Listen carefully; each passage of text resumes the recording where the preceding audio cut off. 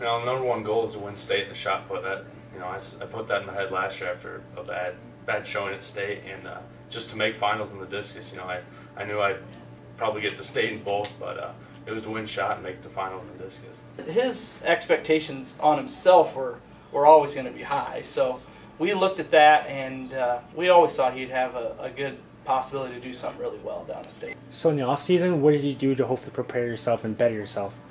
You know, just pretty much do football training, just work hard in the summer.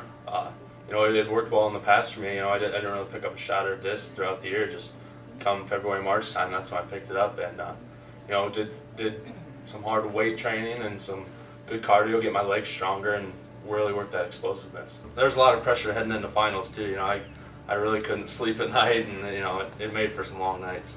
Going into that meet, he was ready, and I know he was nervous. I mean, you're going to be nervous anyway. You know, any athlete's going to be nervous, but it was a great thing to see him, you know, when Ryan Pierce finally threw that last throw, and he was just like, oh, I got it. So what's it mean to know that your name is going to be etched in state history? It still hasn't set in yet.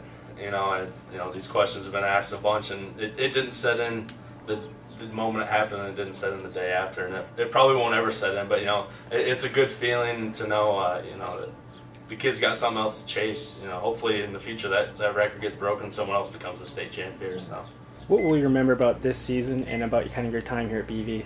You know, I'll remember the team aspect this year. We set some goals as a team, and even though we didn't reach all of them, like winning sectionals, you know, we won conference. We won just about every meet we were in, and you know, we grew as a team, and especially this year with football not being so good.